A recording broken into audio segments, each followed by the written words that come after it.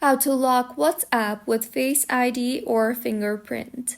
Hello everyone, I am Bishaka and welcome to our channel. Now let's get right into the tutorial.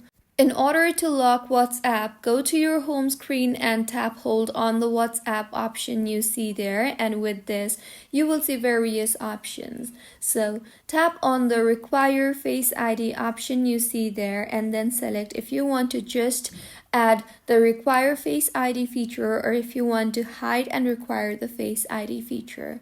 I will tap on require Face ID option. You will then be required to enter your Face ID in order to lock WhatsApp, and with this, if you go ahead and open WhatsApp, you will be required to enter your Face ID every time. So, this is how you can lock WhatsApp with Face ID or fingerprint. If you find this tutorial helpful, please like the video and do comment if you have any queries. Also, do subscribe to our channel for more helpful tutorials like this. See you on the next one.